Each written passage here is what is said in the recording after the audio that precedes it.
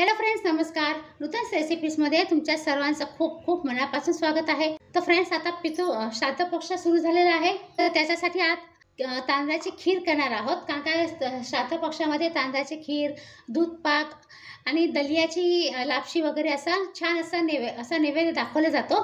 तर आज आपण तांदळाची खीर करणार आहोत, ते पण गुळाची. आपल्याला जो पोहे खायचा चमचा असतो ना, तो मी असा भरून 1 चमचा तांदूळ घेतले आहेत आणि मी तांदळाला स्वच्छ धुवून ठेवलेलं आहे. धुवून मी अर्धा तास भिजत ठेवलं होतं आणि आता मी हे पाणी गाळून टाकलं आहे.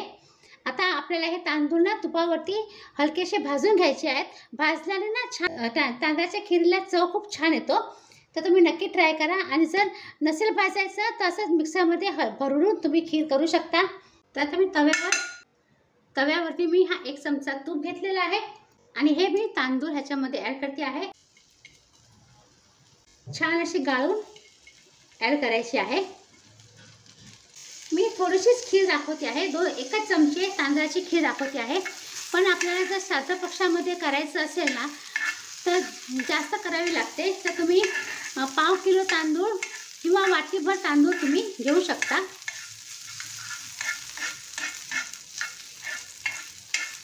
तुपावरती ना असं मंद ह्याच्यावरती छान असे भाजून घ्यायचे तांदूळ. मी हे साधे कोलम तांदूळ घेतले आहे. तुमच्याकडे जर बासमती तांदूळ असतील आणि बासमती तांदूळ घेतले ना, तर त्याची टेस्ट आणि सुगंध खूपच छान येतो. आपण इथे गुळाचा वापर करणार आहोत. तुम्ही गुळाच्या ऐवजी साखर घेऊ शकता किंवा मिश्री येते ना, खडी साखर, ती तुम्ही वापरू शकता.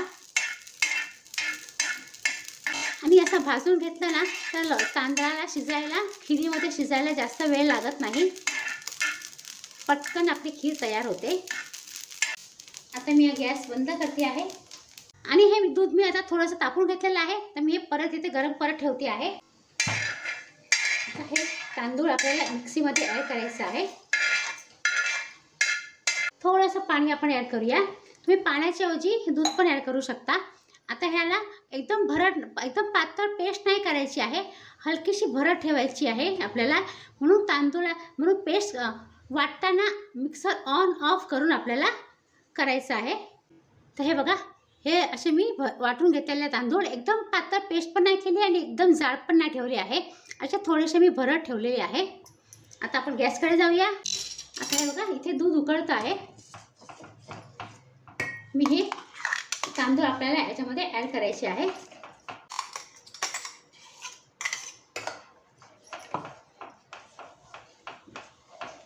मंद गॅसवरती आपल्याला असं ढवळत राहायचं आहे, नाहीतर मग काय होतं, तांदूळ खाली चिटकू शकतात.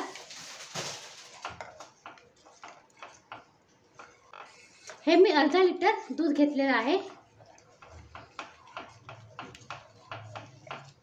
हे बघा, 4 ते 5 मिनिटं झालेली आहे आणि तांदूळ बऱ्यापैकी शिजले आहेत.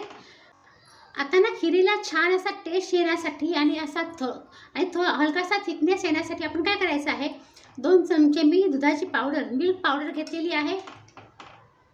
थोडंसं आपण ह्याच्यामध्ये हे ॲड करूया.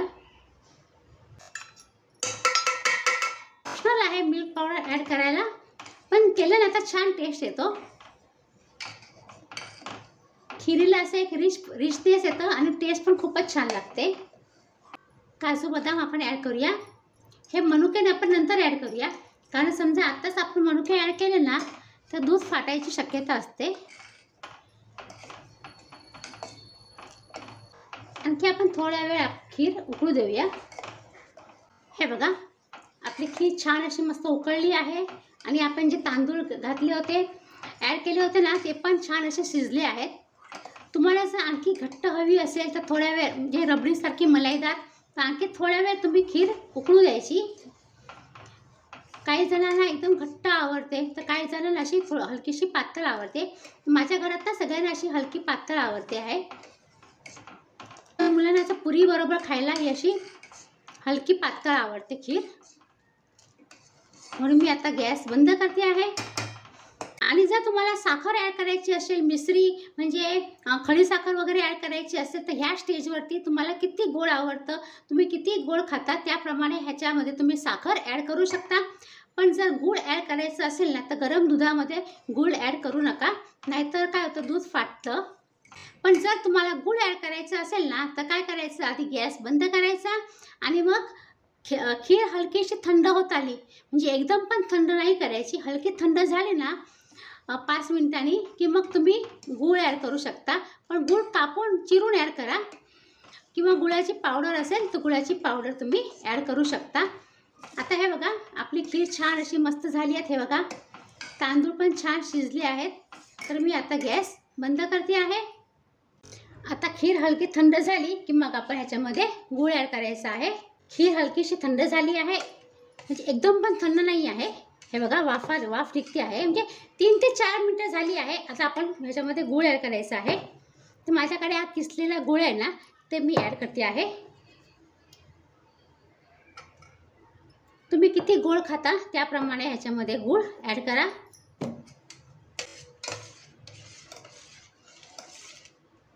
व्यवस्थित आपल्याला ढवळून घ्यायचं आहे, म्हणजे गूळ छान असं मिक्स होईल. आणि हलकासा दूध गरम आहे ना म्हणून आपला गूळ छान असं व्यवस्थित मिक्स होईल. हे बघा छान अशी मस्त घट्ट झाली आहे. आता ना थोडेसे हे मनुके आहेत ते मी ॲड केले आहे. आता ना ह्याच्यामध्ये थोडीशी एवढीशी मी जायफळ पावडर ॲड करते आहे. तुम्ही वेलची पावडर पण ॲड करू शकता, पण मी ह्याच्यामध्ये गूळ ॲड केलं ना म्हणून मी जायफळ पावडर ॲड करते. कारण काय गूळ आणि जायफळ पावडरची टेस्ट खूपच भारी लागते. आता आपण सर्व करूया.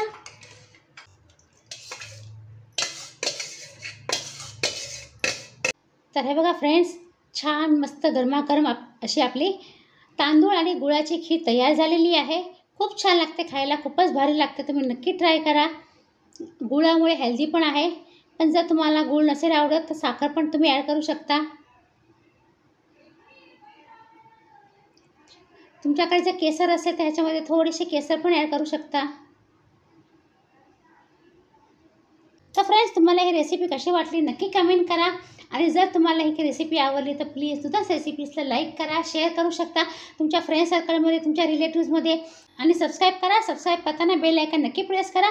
त्याच्याने काय होईल, मी जी पण काही छान छान रेसिपी अपलोड करेन ना आपल्या चॅनलवरती त्याचं नोटिफिकेशन तुम्हाला लवकरात लवकर मिळेल. आणि हे फ्री आहे. तर चला फ्रेंड्स आता आपण पुन्हा भेटूया अशा छान छान सुंदर सुंदर रेसिपीसह. तोपर्यंत बाय बाय. आणि हा व्हिडिओ पूर्ण पाहिल्याबद्दल तुमचा खूप खूप धन्यवाद.